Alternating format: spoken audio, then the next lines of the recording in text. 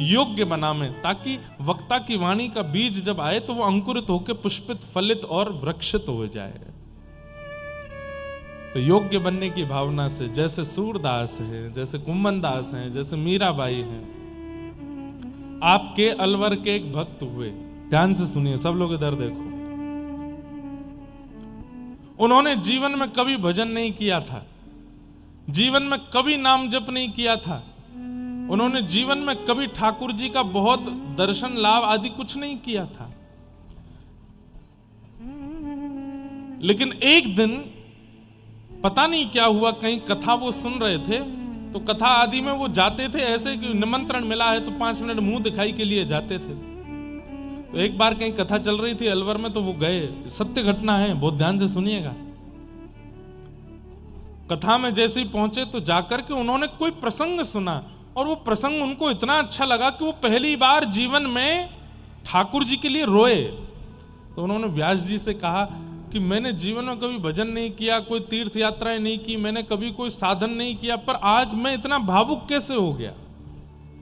ये चरित्र जो आपने सुनाया, ये कहाँ का चरित्र है, ये किसने इसकी रचना की है? तब व्यास जी ने बताया ये भक्तमाल जी हैं, और ये भक्तमाल जी की रचना श्री नाभा जी ने की है, उन्हीं की टीका श्री प्रियादास जी ने की, और वो प्रियादास जी आज भी जयपुर में विराजमान हैं, उन व्यास जी ने बताया। तब वो सेठ जी जयपुर गए और श्री प्रियादास जी से मिले, और प्रियादास जी से कहा वो जो आपने ग्रंथ लिखा है भक्तमाल, वो मुझको दे दीजिए। प्रियादास जी बोले ऐसे कैसे दे दें, हमने इतनी मेहनत करके लिखा है। तो बोले मैं, आप जो सेवा कहेंगे मैं करने को तैयार हूं, एक और ग्रंथ मेरे लिए लिख दीजिए। बोले क्या करोगे, पढ़ोगे? बोले पढ़ना मुझे आता नहीं। बोले फिर क्या करोगे? बोले कुछ नहीं, केवल इतने सारे भक्त जिस ग्रंथ में हैं उस ग्रंथ को हृदय पर लगा करके रखूंगा, बस, और कुछ नहीं। तो प्रियादास जी को इतना अच्छा लगा कि उन्होंने वो ग्रंथ लिखा और लिख करके उन सेठ जी को दे दिया। सेठ जी ने आकर के अलवर में उस ग्रंथ को अपने बच्चों को दिखाया और कहा कि देखो, संपत्ति तुम्हारे नाम कर दूंगा, इतना बंटवारा कर दूंगा, ये सब तुम्हारे नाम सब लिख करके चला जाऊंगा, बस मेरी एक अंतिम इच्छा पूरी कर देना। बोले क्या? जब मेरे प्राण निकलने वाले हों, बाहर कहीं प्राण निकलेंगे तो मुझे पता नहीं, लेकिन अगर स्वाभाविक बिस्तर पर प्राण निकल रहे हों तो बस प्राण निकलते समय ये ग्रंथ मेरे हृदय पर रख देना। बच्चों ने कहा आप ऐसी बात क्यों करते हैं, अभी तो बहुत आयु है आपकी। बोले कि बस मैं बता रहा हूं, ये मेरी अंतिम इच्छा है। जीवन में कोई साधन नहीं, कोई भजन नहीं, कोई कीर्तन नहीं किया। 10-15 वर्ष बाद जब उनका अंतिम समय आया तो सारे बच्चे आकर के घेर लिए। कंठे गुरगुरायते, कंठ से गुर गुर आवाज होती है जब व्यक्ति की मृत्यु होती है, वो बोल नहीं पाता। ये स्वाभाविक मृत्यु जिनकी होती है उनके साथ ऐसा ही होता है, कंठे गुरगुरायते, वो बोल नहीं पाते। और जितना मोह सामान्य जीवन में व्यक्ति के चित्त में रहता है उसका मल्टीप्लाई इनटू 1000 हो जाता है। मोह, बच्चे की याद, बहू की याद, नाती पोतों की याद, प्रॉपर्टी की याद, इसकी याद, सारी यादें आने लगती हैं और आंखों से बस आंसू निकलते हैं कि ये सब मैंने कमाया जीवन भर, अब छोड़ के जाऊंगा मैं। इतना भयंकर मोह हो जाता है मृत्यु के काल में, और उस मोह की बढ़ने के कारण ठाकुर जी की स्मरण नहीं हो पाता। लेकिन धन्य है वो सेठ जी, जैसे उनका कंठ गुरगुर आवाज करने लगा, चारों तरफ बालक आ गए, कोई हाथ सहला रहा है, कोई पैर सहला रहा है, पिताजी सांस लीजिए, पिताजी सांस लीजिए। तो उन्होंने उस अलमारी की तरफ इशारा किया, बच्चे समझ नहीं पाए तो वो रोने लगे कि अरे तुम समझ क्यों नहीं रहे हो, वहां वो ग्रंथ है, वो मेरी छाती पर रखो। तब एक बालक ने कहा ये अलमारी की तरफ क्यों देख रहे हैं, हो सकता है इनकी कोई प्रिय वस्तु रखी है उसको देखना चाहते होंगे। अलमारी खोली तो वो ग्रंथ रखा था। तब बड़े पुत्र को याद आया, अरे पिताजी ने 10-15 साल पहले कहा था जब मैं मरूं तो ये ग्रंथ मेरी छाती पर रख देना। जैसे ही वो ग्रंथ भक्तमाल जी का उन सेठ जी के हृदय पर रखा, हे कृष्ण हे कृष्ण हे कृष्ण कहकर के उनका शब्द प्रकट हो गया, कंठ बिल्कुल आनंदित हो गया। आहा, हाथ मानो जैसे नृत्य की भंगिमा बनाने लगे, पुत्रों ने कहा, पिताजी क्या हुआ? आप अभी बोल नहीं पा रहे थे, आपके मुख से भगवान नाम कैसे निकलने लगा? उनके नेत्र सजल हो गए, बस हाथ जोड़ के चारों ओर देख रहे हैं। बोले, पिताजी कौन दिख रहा है? तो वो बोले, थोड़ी देर पहले यम के काले काले दूत खड़े थे, मेरे गले में रस्सा उन्होंने बांध दिया था और मुझे खींच करके नरक ले जाने को कह रहे थे, इसीलिए मेरा स्वर नहीं निकल रहा था। लेकिन ये ग्रंथ मेरे चित्त पर रखते ही वो यम के दूत अंतर ध्यान हो गए। बोले, अब कौन है? बोले, भक्तिमती मीराबाई खड़ी हैं, सूरदास खड़े हैं, कुम्मन दास खड़े हैं, गोस्वामी तुलसीदास जी महाराज खड़े हैं, हरिवंश महाप्रभु खड़े हैं, स्वामी श्री हरदास जी महाराज खड़े हैं, नरसिंह मेहता खड़े हैं, सारे भक्त मेरे चारों ओर खड़े हैं। और क्या कह रहे हैं? अरे सखी, चल हमारा हाथ पकड़ तो को निकुंज में लेकर के चलें, प्रिया प्रियतम तेरी प्रतीक्षा कर रहे हैं। बच्चों, अब मैं जा रहा हूं, तुम लोग अपना ध्यान रखना और प्रयास करना। मैंने जीवन में भक्तमाल पढ़ा नहीं, केवल चित्त पर रखा, तो ऐसी मृत्यु हो रही है। तुम पढ़ोगे, तुम सुनोगे तो तुम्हारी कैसी मृत्यु होगी, तुम विचार कर लेना। और ऐसा कहकर के भक्त समूह अलवर में एक साथ इतने सारे भक्त प्रकट हो गए और उन सेठ जी को अपने साथ लेकर के निकुंज में पहुंच गए, जहां श्री प्रिया प्रियतम दोनों अपने भक्तों के साथ विहार करें, वो निकुंज है। ऐसी श्रीमद् भक्तमाल, ऐसी श्रीमद् वाल्मीकि रामायण, ऐसी महाभारत की कथा, ऐसी श्रीमद् भागवत की कथा, जिनके दर्शन से और स्पर्श से ऐसी गति होती है, उनका श्रवण यदि हमने ध्यान से कर लिया तो हमारी गति कैसी होगी? इसलिए भैया हमारी प्रार्थना है, हमारी तो स्थिति कथा करते करते ऐसी हो चुकी है कि हम किसी भी व्यक्ति से मिलते हैं, उसके स्वभाव से पता चल जाता है। जैसे कोई बहुत सरल स्वभाव का मिलता है तो लगता है ओहो देखो, ऐसा लगता है जैसे मानो कुम्मन दास हो। जैसे कोई माताएं बहनें बड़ी भावुक मिलती हैं तो लगता है जैसे सक्कू बाई हो, जैसे मीराबाई हो। भक्तों के दर्शन ही सब लोगों में होने लग जाते हैं और यही सफलता है कथा सुनाने की। आपकी भी ऐसी योग्यता बन जाए जैसे एक सेठ जी ने अनेक संतों को और भक्तों को अलवर में प्रकट किया। कथा श्रवण के आप साक्षात भक्तों, ठाकुर जी को नहीं, ठाकुर जी के पास हम जाएंगे, हम उनको प्रकट नहीं करना चाहते। ठाकुर जी खूब प्रकट हो चुके हैं पहले, अब इतनी योग्यता हमारी नहीं कि हम उनको प्रकट करें, पर भक्तों को तो प्रकट हम कर सकते हैं ना। हमारी अंतिम श्वास जब चल रही हो तो हमारे कोई एक भक्त श्रेष्ठ होने चाहिए जिनका स्मरण करके हम भगवत धाम जाएं। एक बात हम आपको कह दें, किसी भक्त की भक्ति को श्रवण करके उस भक्त को अपना गुरु मान लो। सूरदास जी की भक्ति अच्छी लगी हो तो सूरदास जी गुरु हैं, मीराबाई तो मीराबाई गुरु हैं, उनको गुरु रूप मान लीजिए और उनकी जैसी रहनी करनी करने लग जाइए। अंतिम श्वास में वे ही आएंगे लेने के लिए, और वे अगर आ गए तो निश्चित है कि धाम की प्राप्ति तो होगी ही होगी।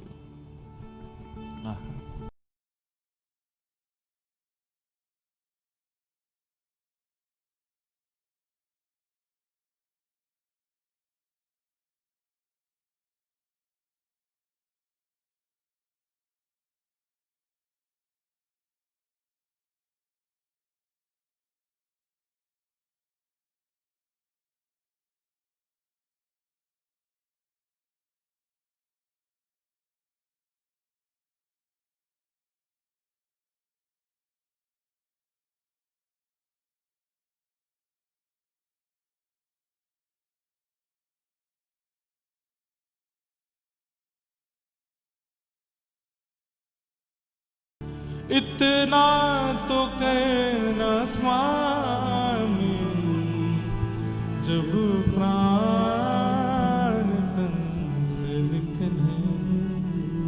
हे नाथ, एक बात बताएं आपको, अगर व्यक्ति ने अपने अंतिम श्वास में भगवान का स्मरण नहीं किया और प्राण निकल गए तो शास्त्र कहते हैं फिर उसको कटघरे में खड़ा किया जाता है और कटघरे में खड़ा करके चित्रकेतु, जो कि ब्रह्मा जी के दूत हैं, वो चित्रकेतु खड़े होकर के उसके जीवन का पूरा बताते हैं तुमने इतना पाप किया, तुमने इतनी भलाई करी, तुमने इतना बुरा किया, या तुमने ऐसा किया, तुमने वैसा किया। फिर उसके बाद मेजरमेंट किया जाता है। पाप ज्यादा होता है तो नरक भेज दिया जाता है, पुण्य ज्यादा होते हैं तो स्वर्ग भेज दिया जाता है। दोनों बराबर होते हैं तो फिर 50 दिन नरक में, 50 दिन स्वर्ग में। उसके बाद क्या? उसके बाद चित्रकेतु अब दोबारा जाओ पृथ्वी पे, फिर से कर्म करो, अच्छे कर्म करोगे, बढ़िया भजन आदि करोगे तो फिर से तुमको वैकुंठ मिलेगा। और केवल पुण्य कमा करके पाप करके आओगे तो फिर से यहां आकर के स्वर्ग नरक में विभाजन होगा। बहुत ध्यान से सुनिएगा। लेकिन अगर कोई व्यक्ति अपने अंतिम श्वास में भगवान का स्मरण नहीं कर पाया पर जीवन भर बहुत किया, उसका क्या होगा? खूब वृंदावन गया, खूब गोवर्धन की परिक्रमा की, खूब बरसाना गया, खूब नंदगांव गया, खूब सब जगह संतों के दर्शन किए, पर पता नहीं किसी कारणवश अंतिम श्वास में यदि ठाकुर जी का स्मरण नहीं कर पाया तो क्या होगा? तब बराह पुराण में भगवान बताते हैं, जिसने जीवन भर मेरा स्मरण किया, तिलक धारण किया, गुरुओं को प्रणाम किया, संत जनों के कथाएं सुनी, गिरिराज, नंदगांव, बरसाना, गोवर्धन, वृंदावन, बद्रीनाथ, केदारनाथ, गंगोत्री, यमुनोत्री, जगन्नाथ, द्वारिका, सब तीर्थों के दर्शन किए, यदि वो अंतिम समय में मेरा स्मरण नहीं कर पाता तो मैं उसका स्मरण कर लेता हूं, मैं उसको याद कर लेता हूं। इसलिए हमारे आचार्यों ने कहा इतना नाम जप करो, इतना नाम जप करो कि अंतिम श्वास में नाम ही मुख से निकले, और नहीं निकल पाए तो जीवन भर इतना नाम जप कर लो कि अंतिम श्वास में ठाकुर जी तुमको याद कर ले, ठाकुर जी हमको याद कर ले।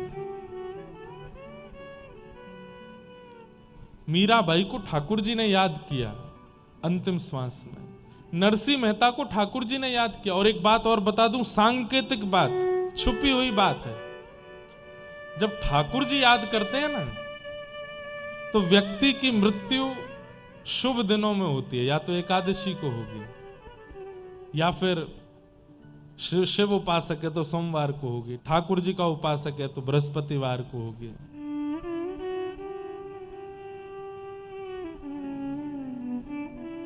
इस प्रकार से शुभ दिनों, जन्माष्टमी, रामनवमी आदि आदि शुभ दिनों में प्रयाण होता है।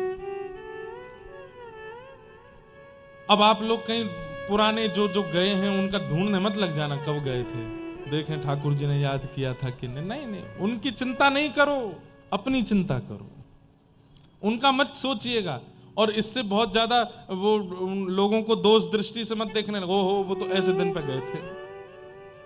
नहीं, हम लोगों का सौभाग्य है कि भारत में 365 दिन मंगल ही है, किसी भी दिन प्राण जाए मंगल ही है, लेकिन फिर भी हम अपना विचार करके चलें।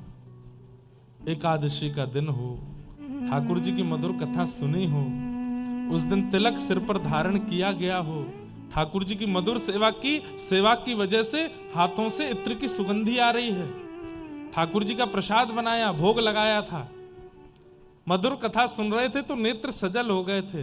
बस ठाकुर जी के अंग की सुगंधी, मन में कथा का भाव और बुद्धि में केवल श्री राधा नाम गूंज रहा है।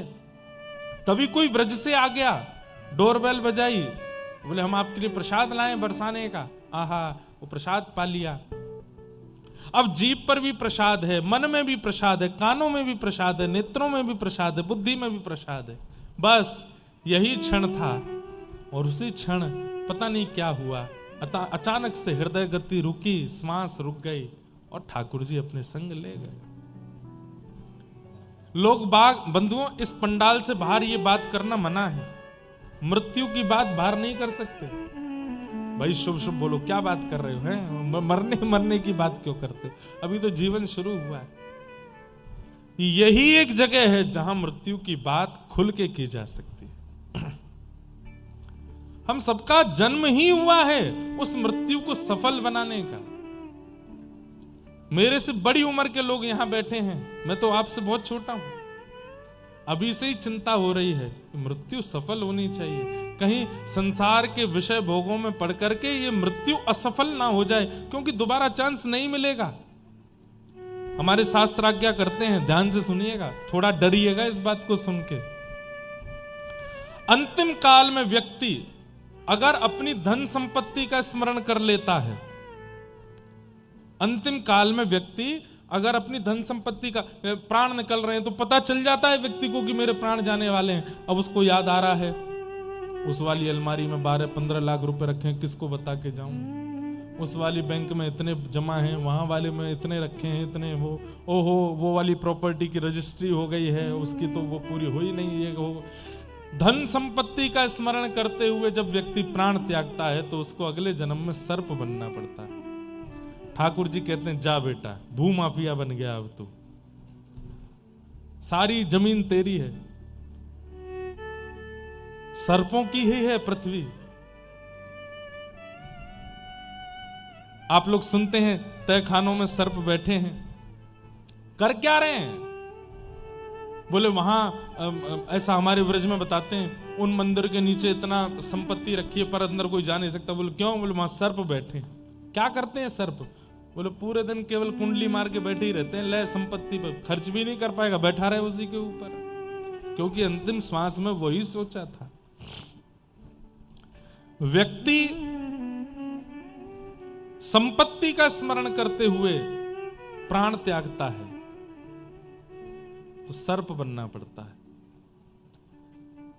व्यक्ति अपनी भूमि का स्मरण करके प्राण त्यागता है, अपने घर का स्मरण करके प्राण त्यागता है। मैंने ये होटल बनाया, मैंने वहां ये बनाया, इन सब का स्मरण, तो उसको प्रेत बनना पड़ता है। खंडरों में ही रहता है फिर वो प्रेत बन के। ठाकुर जी इतने खंडर दे देते हैं, बोले पूरी दुनिया में जहां कोई नहीं रहता वहां तू रही हो, तेरा ही है। 500 कमरों के बड़े बड़े खंडर पड़े हैं, उनमें कौन रह रहे हैं? प्रेत ही रह रहे हैं। तो तुम्हारा ही है, तुम राजा हो यहाँ के, प्रेत बनना पड़ता है। व्यक्ति काम वासना का स्मरण करते हुए प्राण त्याग देता है तो अगले जन्म में उसको वैश्या बनना पड़ता है। व्यक्ति संतान, पत्नी, बच्चे, पुत्रों का स्मरण करते हुए प्राण त्यागता है तो उसे जानवर बनना पड़ता है, और उसमें भी विशेष रूप से सूकर बनना पड़ता है, क्योंकि उसको सबसे ज्यादा प्रिय होते हैं अपने बालक। लेकिन जब व्यक्ति अपने अंतिम श्वास में राधा कृष्ण प्राण मोरा युगल किशोर, राधा कृष्ण का स्मरण करता है, आहा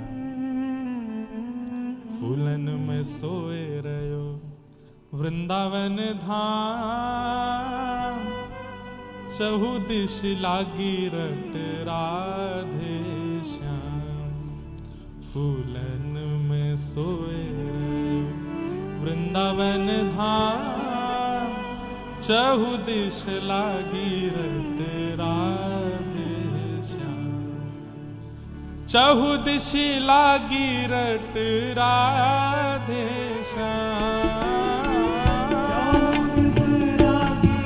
ये स्मरण करते हुए प्राण निकले। यहां से पुत्र भागा भागा आ रहा है, पत्नी भागी भागी आ रही है, डॉक्टर आ रहे हैं, ऑक्सीजन लगा रहे हैं, आपकी नब्ज देखी जा रही है, अरे बीपी हाई हो रहा है, कोलेस्ट्रॉल बढ़ रहा है, शुगर लेवल ऊपर चला गया है, सब चिंता में है। लेकिन आपके मुखमंडल पर एक ही प्रसन्नता है। क्यों? चारों दिशाओं से आपके कानों को कुछ नहीं, केवल एक ही स्वर सुनाई दे रहा है, राधे श्याम राधे श्याम राधे श्याम राधे श्याम, चहु दिशि लागी रट राधे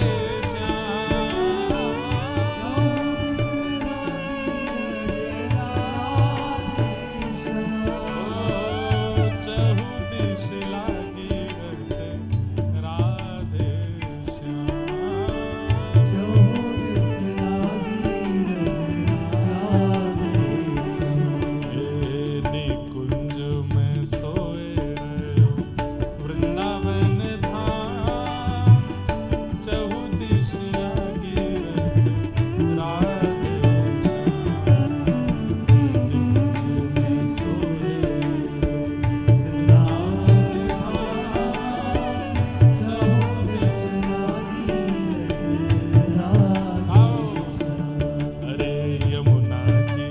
सोहे वृंदावन धाम चहु दिश लागी रट राधे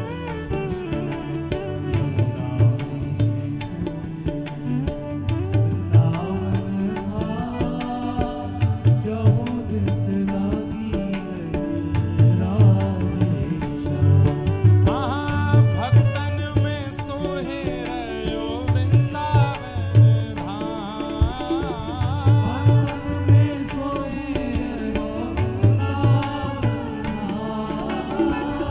सोहे रयो मतलब शोभा। वृंदावन की शोभा किससे हो रही है? यमुना जी से हो रही है, लता पताओं से हो रही है, भक्तों से हो रही है। भक्तन में सोहे रयो वृंदावन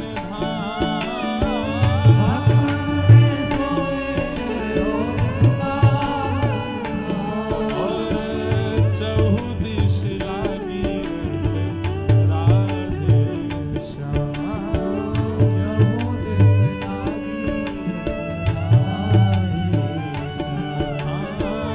चहु दिश लागी राधे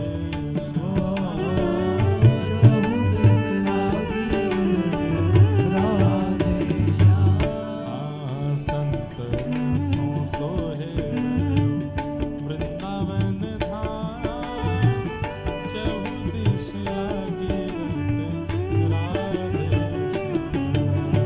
संत सो सोहे वृंदावन धाम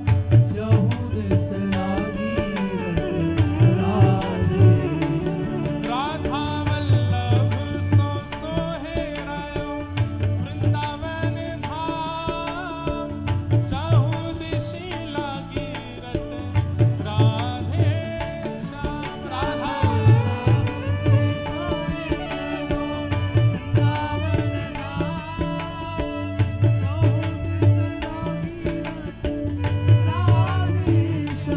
राधा रमण सो सोहे रयो वृंदावन धाम चहु दिश लागी रट राधे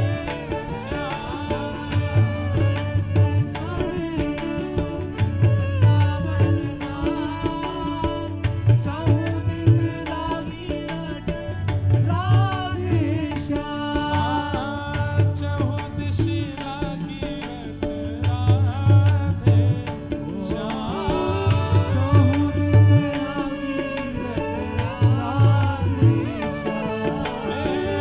चहु दिश लागी रट राधे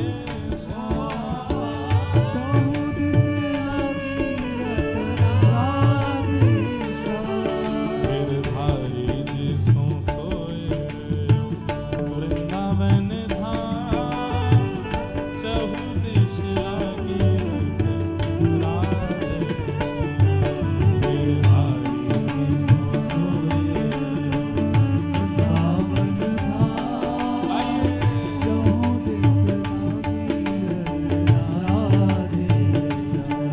गोवर्धन जी सो सोहे वृंदावन धाम चहु दिश लागी रट राधे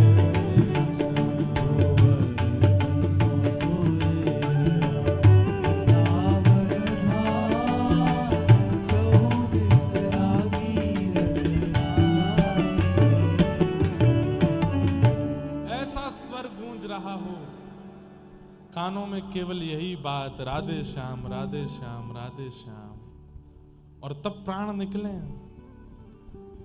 तब मानेंगे कि हमारे जीवन का कल्याण हुआ। धनवान होना कल्याण होना निश्चित नहीं है कि धनवान का कल्याण हुआ, संपत्तिवान का कल्याण हुआ, सुंदर पत्नी मिलने वाले का कल्याण हुआ, सुंदर बच्चे होने वालों का कल्याण हुआ। नहीं, कल्याण उसका हुआ जिसने जीवन में जन्म लेने के बाद पुनः जन्म की स्थिति छोड़ी नहीं, उसका कल्याण हुआ। दोबारा जन्म हुआ ही नहीं, उसका कल्याण हुआ। हम सब कितने जन्म ले चुके हैं क्या पता, और कितने और लेने वाले हैं। तो बस ये कथा ही एक माध्यम है जो उस जन्म के पुनः पुनः आगमन को एक बार में रोक सकती है। ये अंतिम होना चाहिए हमारा। तो पहला उद्देश्य हमारा यही हो कि हमारा अंतिम जन्म, इसके बाद हमें आना नहीं है इस संसार में। इस भावना से कथा सुनिए। तो भूमिका तो खूब लंबी हो गई, प्रणाम करते हैं। आइए आज के क्रम में प्रवेश करते हैं। सच्चिदानंद रूपाय विश्वोत्पत्त्यादि हेतवे तापत्रय विनाशाय श्री कृष्णाय वयं नमः। यं प्रव्रजन्तमनुपेतमपेत कृत्यं द्वैपायनो विरह कातर्या जुहाव पुत्रेति तन्मयतया तर्वोऽभिनेदुः तं सर्वभूत हृदयं मुनिमानतोऽस्मि। बोलो श्रीमद्भागवत महापुराण की। सच्चिदानंद रूपाय, भगवान के 3 रूप हैं, सत्य, चैतन्य और आनंद। स्वरूप अनेक हैं भगवान के, कहीं सुदर्शन चक्रधारी हैं, कहीं गिरवरधारी हैं, कहीं वंशीधारी हैं, लेकिन इतने स्वरूपों के रूप 3 ही हैं, सत्य, चैतन्य और आनंद। तो सबसे पहली बात, ठाकुर जी सत्य हैं, इसलिए उनको कभी भी मिथ्या नहीं मानना चाहिए। दुनिया से आप कुछ भी छुपा लीजिए, पर ठाकुर जी से कुछ नहीं छुपा है, यह विश्वास आपके चित्त में रहना चाहिए। ठाकुर जी का पहला स्वरूप क्या है? सत्य। ठाकुर जी का दूसरा स्वरूप क्या है? चैतन्य। जड़ नहीं है ठाकुर जी, पाषाण नहीं है, मूर्ति नहीं है, चैतन्य है। जैसे हम चैतन्य हैं, चल फिर रहे हैं, उठ रहे हैं, बैठ रहे हैं, खा रहे हैं, पी रहे हैं, हंस रहे हैं, ये सारी चैतन्यता जिनके चित्त में विराजमान, वो है ठाकुर जी। ठाकुर जी चैतन्य है, सत्य, चैतन्य। और तीसरा ठाकुर जी का स्वरूप है आनंद। ठाकुर जी आनंद देते। यहां 7 दिन कथा सुनेंगे आप। आज पहले दिन की सुन के जाएंगे, कल फिर मन होगा कथा सुनने चलें, परसों फिर मन होगा कथा सुनने चलें। ये मन क्यों हो रहा है बार बार? बोले अच्छा लगा कथा में। ये अच्छा जो ठाकुर जी की कथा में, ठाकुर जी के दर्शन में, ठाकुर जी के धाम तीर्थ यात्रा में जो अच्छा लगता है, वो सुख नहीं है, वो आनंद है। वो आनंद है, और वो आनंद ही श्री कृष्ण है। जो यहां कथा में आप लोगों को अनुभूति हो रही है, ये अब नीचे बैठे हैं, फर्श पे बैठे हैं, कोई बहुत अच्छे फर्श तो नहीं है, ठोस फर्श है, पीछे कोई ट्रैक भी नहीं है। हमारे तो फिर भी एसी लग रहे हैं, आप तो ऐसी पंखा में बैठे हो। इतनी अव्यवस्था में भी प्रसन्नता है, ये आनंद है, ये सुख नहीं हो सकता। यही कथा का पंडाल नहीं होता, कथा का मंच नहीं होता, यहां कोई सांसारिक क्रिया चल रही होती तो आप बैठ नहीं पाते नीचे। आप बोलते भाई कुर्सी हो तो दिलवाओ, नीचे नहीं बैठ सकते। क्यों? व्यवस्था से मिलने वाला जो सुख है वो सुख कहलाता, पर अव्यवस्था में भी जो सुख दे वो आनंद है। ये आनंद ही कृष्ण है। तो भगवान के 3 स्वरूप हैं, सत्य, चैतन्य और आनंद। इन 3 चीजों को, इन 3 भावों को चित्त में व्यवस्थित रखिए। पहली बात, तुम जानत सब अंतर्यामी। ठाकुर जी सब जानते हैं, उन्हें सब पता है। तुम जानत सब अंतर्यामी, सब पता है ठाकुर जी को।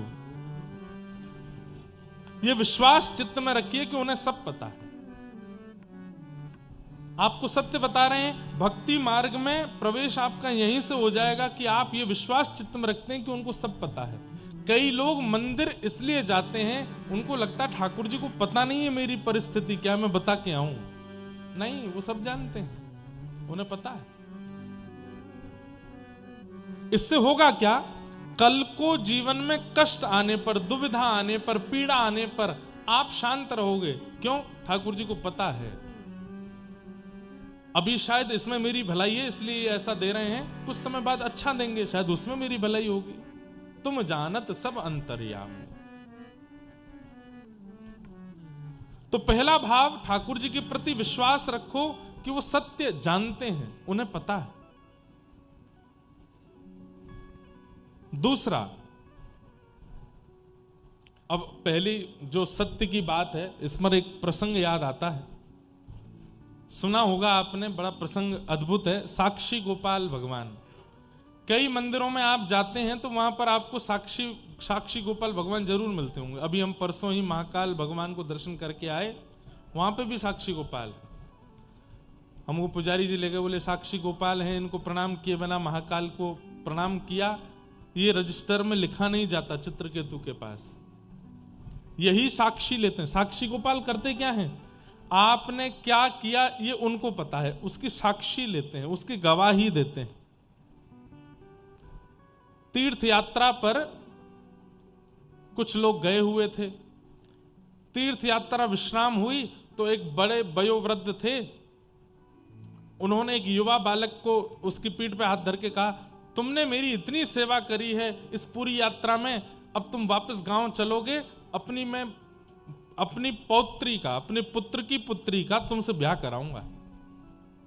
उस व्यक्ति ने कहा मेरी ब्याह की इच्छा नहीं है, लेकिन आप कह रहे हैं तो मैं मना क्यों करूं। कोई गुलाब जामुन परोसे तो भले इच्छा ना हो, बात तो लेना ही चाहिए। जलेबी दे रहा हो, मना क्यों करो। ब्याह की इच्छा तो नहीं है, पर आप अपनी तरफ से ऑफर दे रहे हो तो कर लेंगे। लेकिन जैसे ही गांव पहुंचे, वो वयोवृद्ध ने गांव के लोगों से जाके कहा, मैंने अपनी पौत्री के लिए एक लड़का देखा है। बोले कौन है, बोले पास के गांव का है, तीर्थ यात्रा में गया था, आदि आदि सब बात कही।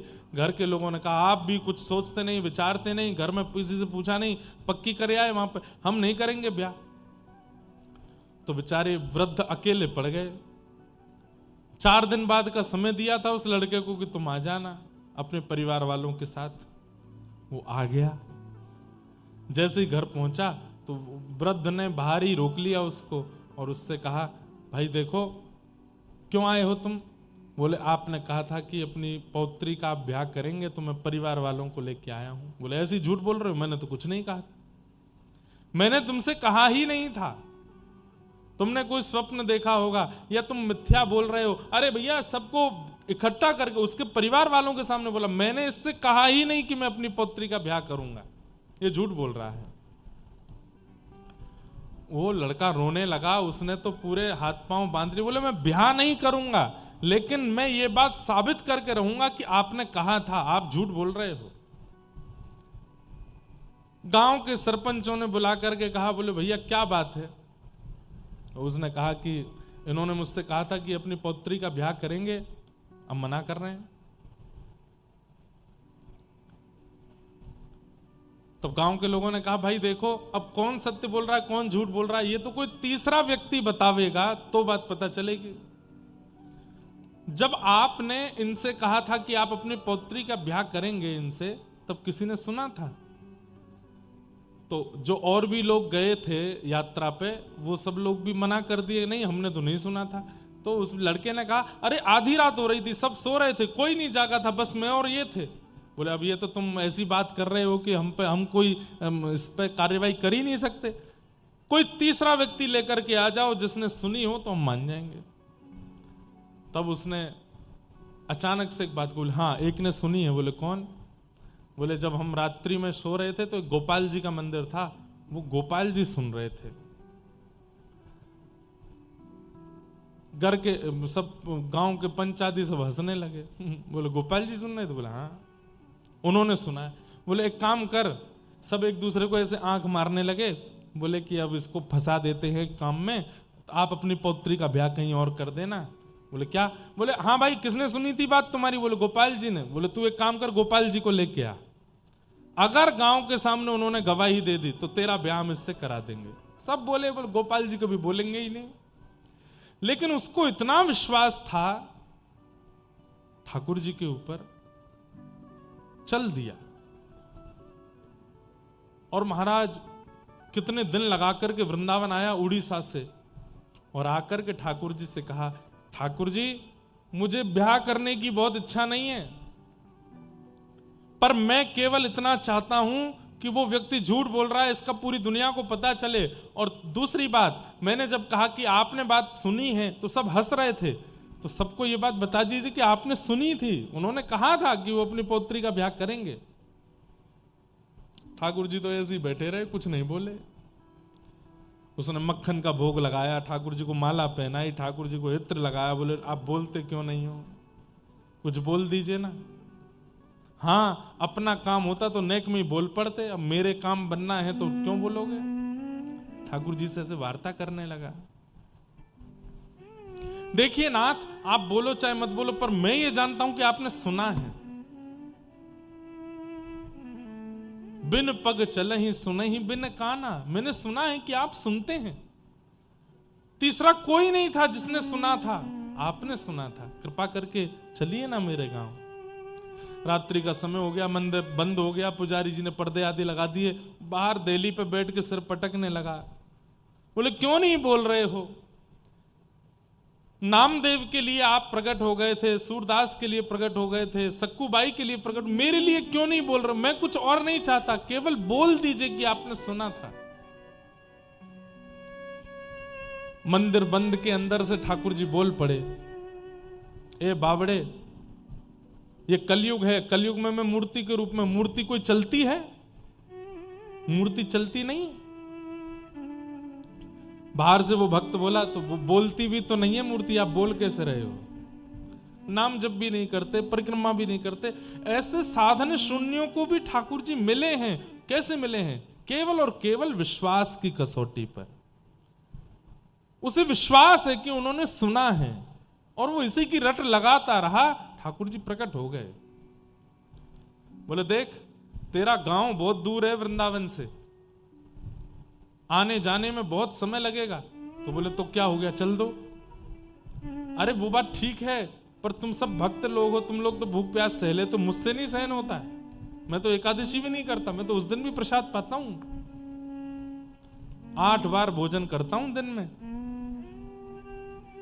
बोले मैं आपकी सब व्यवस्था कर दूंगा 8 बार भोजन की। बोले इतना सारा भोजन कैसे लेके चलोगे? बोले बैलगाड़ी में ले चलूंगा, पर आप चलो, मैं अपने हाथ से बना बना के पवाया करूंगा। ठाकुर जी बोले अच्छा, और कहीं तुम हमको ले गए और अपने गांव से फिर वहां अपना काम वाम बनवा के वो मुझसे बोले अब चले जाओ अकेले वापस, तो नहीं नहीं, आप कहेंगे तो मैं छोड़ने भी आऊंगा और फिर पूरे रास्ते भोजन बनाता लाऊंगा, आप चिंता मत करो। ठाकुर जी बोले तो फिर एक बात और सुनो। बोले क्या? जब हम रुकेंगे तब हम दिखेंगे, जब चला करेंगे तो हम दिखेंगे नहीं। बोले मुझे कैसे पता चलेगी कि आप चल रहे हो? बोले मेरे नूपुर की ध्वनि आती रहेगी, मैं चल रहा हूं, पीछे मुड़ के देखना नहीं, तो जहां देखोगे वहीं रुक जाऊंगा। तो ठीक है। क्यों? ललित गति विलास वल गुहास। ठाकुर जी सीधे नहीं चलते, मटक मटक के चलते हैं, टेढ़े मेढ़े चलते हैं, उछल उछल के चलते हैं। और उस झांकी को कहीं इसने देख लिया तो गांव पहुंचने से पहले ही पधार जाएगा। इतने सुंदर लगते हैं ठाकुर जी चलते हुए। बोले कि इसने अगर मुझे देख लिया तो ये वहीं इसका जीवन अंत हो जाएगा।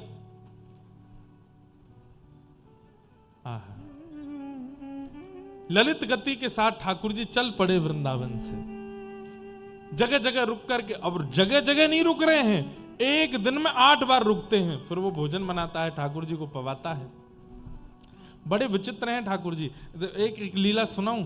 श्रीनाथ जी जब गोवर्धन से उदयपुर, अभी ठाकुर जी उदयपुर के पास में विराजमान, श्रीनाथ जी आज से 500 साल पहले गिरिराज जी में जतिपुरा के पास में ऊपर मंदिर में विराजते थे। गिरिराज जी की परिक्रमा करते हैं तो गिरिराज जी के पर्वत के ऊपर जो श्रीनाथ जी का सफेद मंदिर दिखता है, उसी में श्रीनाथ जी विराजते थे। 500 वर्ष पहले औरंगजेब के आक्रमण के कारण ठाकुर जी और एक अजब कुमारी नाम की भक्ता हुई राजस्थान में, उसके लिए ठाकुर जी वहां चले गए। तो जगह जगह ठाकुर जी के पड़ाव पड़े।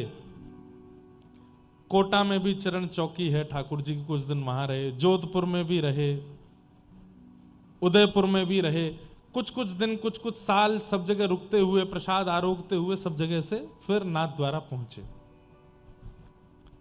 ध्यान से सुनिए सब लोग, इधर देखो। तो जोधपुर के पास में उससे पहले अष्टयाम ठाकुर जी का भोग लगता था।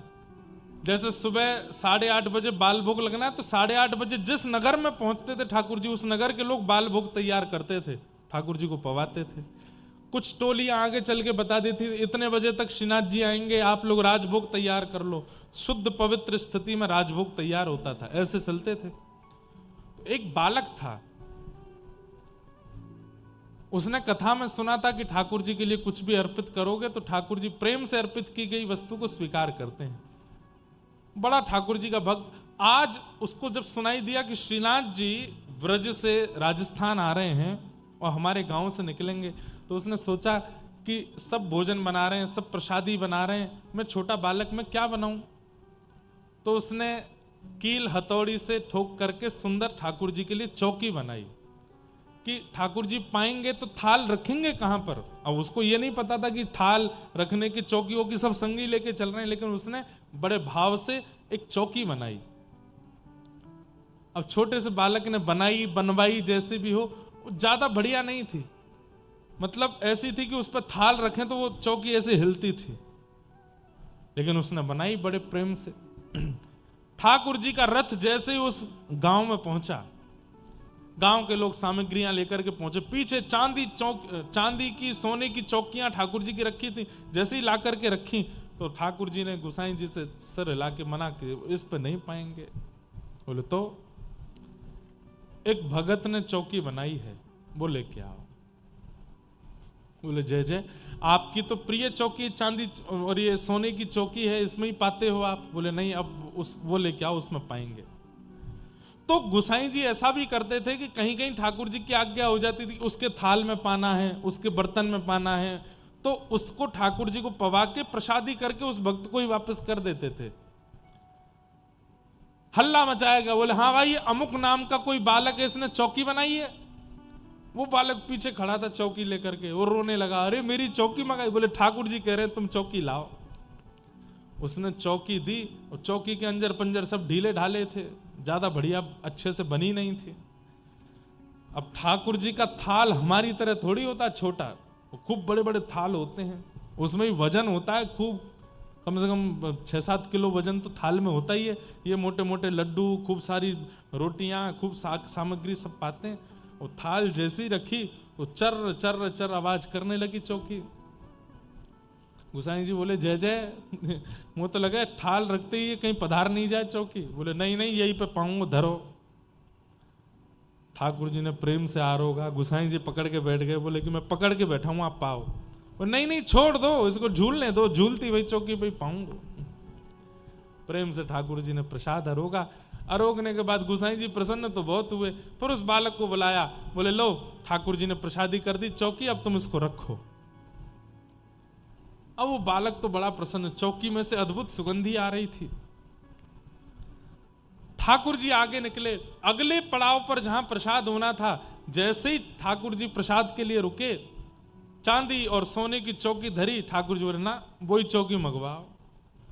गुसाई जी बोले वो तो हम छोड़े आए पिछले काम में। बोले तो मैं बोझ नहीं, यार उसको मंगवाओ। गुसाई जी बोले जय जय, बात चौकी में कहा है ऐसो, कोई नग नहीं लगे, चांदी नहीं लगो। बोले नहीं, मुझे नहीं पता, मुझे वही चौकी मंगवाओ। फिर से महाराज वही चौकी मंगवाई गई। उस बालक से कहा ठाकुर जी को तुम्हारी चौकी भाग गई है। वही चौकी फिर से लगाई, उसमें ठाकुर जी ने प्रसाद पाया। आश्चर्य की बात, आज भी श्रीनाथ जी उसी चौकी पे प्रसाद पाते। आज भी श्रीनाथ जी के मंदिर में एक समय की प्रसादी ठाकुर जी की आज भी उसी चौकी पे ही आती है, उसी पे ही पाते हैं, झूलती वही चौकी है। अब तो हमने दर्शन तो नहीं किया, पर सुना है उसका भाव। आज भी उसी चौकी पे पाते हैं ठाकुर जी। कितने प्रेमी हैं ठाकुर जी, कैसा प्रेम है उनके चित्त में। तो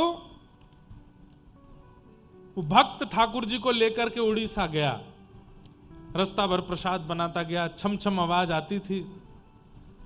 जैसे ही उड़ीसा पहुंचे तो नूपुरों की आवाज आनी बंद हुई। उसने पीछे मुड़ के देखा तो ठाकुर जी वहीं स्थिर हो गए। बोले हमने मना किया था मत देखो। बोले आवाज ही नहीं आ रही नूपुर की। ठाकुर जी बोले समुद्री रेत घुस गई है नूपुरों में, इसलिए नहीं आ रही आवाज। बोले जय जय, महीना भर चल के आए हो, 8-8 बार भोजन प्रसाद पाते हुए आए हो, थोड़ी दूर मेरा गांव बचा है, चल दो ना नेक। ठाकुर जी बोले हमने कहा था कि हम स्थिर हो जाएंगे, हमको देखोगे तो, अब हम इससे आगे नहीं जाएंगे। और ठाकुर जी इसी अवस्था में स्थिर हो गए। उसने कहा अब क्या करें? बोले तो हम इतनी दूर से चल के तेरे गांव तक आ गए, अभी 2-4 किलोमीटर तेरे गांव वाले नहीं आ सकते यहाँ पे? बुला ला उनको। गांव में गया, पंचों से जाके हल्ला मचा दिया, बोले कि मैंने कहा था, तीसरे जिस व्यक्ति ने बात सुनी वो आ गए हैं, चलो। बोले तीसरा व्यक्ति तो तूने गोपाल जी बताया? तो बोले हाँ, तो गोपाल जी आ गए। गांव के लोग आश्चर्यचकित हो गए, दौड़ करके जाके देखा, आहा, त्रिभंग ललित श्याम सुंदर खड़े हैं। और खड़े होकर के एक क्षण के लिए आकाशवाणी जैसे करके ठाकुर जी ने बता दिया, मेरे सामने इन वयोवृद्ध ने कहा था कि अपनी पुत्री का ब्याह इससे करेंगे, मैं इसकी साक्षी देता हूं। बताओ, मतलब अगर ठाकुर जी साक्षी नहीं देने जाते तो क्या तीनों लोग लुट जाते ना? इतनी सी बात थी, उसकी साक्षी देने वृंदावन से गए वहां तक, और फिर तब से ठाकुर जी वहीं विराजमान हो गए। उनका नाम हो गया साक्षी गोपाल। आज भी जगन्नाथपुरी और भुवनेश्वर के बीच रास्ते में साक्षी गोपाल भगवान विराज रहे हैं। ऐसा कहते हैं कि महाप्रभु जगन्नाथ जी का दर्शन करके लौटते समय उनका दर्शन नहीं किया तो आपकी यात्रा अधूरी रहती। वही साक्षी। आप जैसी मृत्यु के बाद यमलोक जाएंगे और वहां जाकर के कहेंगे मैं बद्रीनाथ गया हूं, मैं द्वारिका गया हूं, मैं श्रीरंगम गया हूं, मैं वृंदावन गया हूं, मैं गोवर्धन गया हूं, ये गया हूं, वहां गया हूं, जगन्नाथपुरी गया हूं, तो यमराज कहेंगे साक्षी कहां है? हमको कैसे पता? अब जैसे पासपोर्ट होता है ना, आप जिस देश में जाते हैं वहां की मोहर लगती है, तो आपका पासपोर्ट इस बात की गवाही देता है कि आप इस देश में इन दिनों में जा चुके हो। भगवान ना करे कोई केस कर दे आप पे, उस दिन इसने मेरी दुकान पे आग लगाई, आपने कहे भाई इन दिनों तो मैं विदेश में था, कैसे बताओगे? बोले लोगों मोहर लगी है, इस डेट को मैं भारत से चला गया था। ठीक वैसे ही यमराज कहते हैं कि मोहर कहां है? तुरंत आप आंख बंद करके साक्षी गोपाल भगवान के अगर दर्शन किए होंगे तो उनका स्मरण कर लेना, हे साक्षी गोपाल भगवान आइए बता दीजिए। तब साक्षी गोपाल भगवान आते हैं, पूरा खर्रा बताते हैं। बचपन में पिताजी के साथ वहां गया था, मौसी के साथ वहां, बुआ के साथ वहां, इतने गंगा स्नान, इतना ये, इतना वो, इतना ये, इतना ये सब इसने किया, इतना मिला करके इतनी यात्राएं इसने जीवन में की। ऐसे गोपाल जी।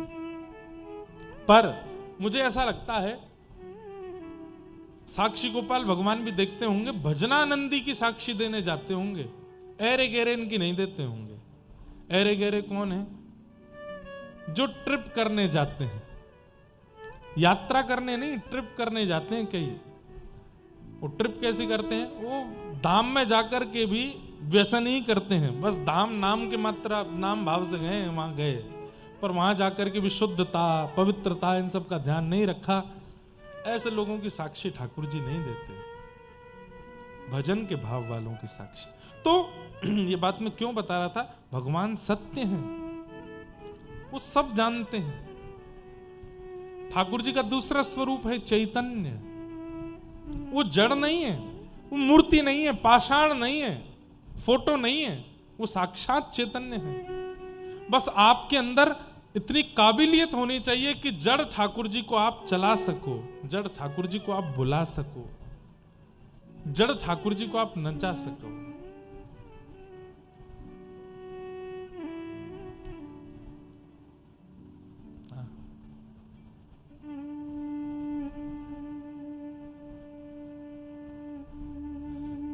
ठाकुर जी बोल सके, चैतन्य।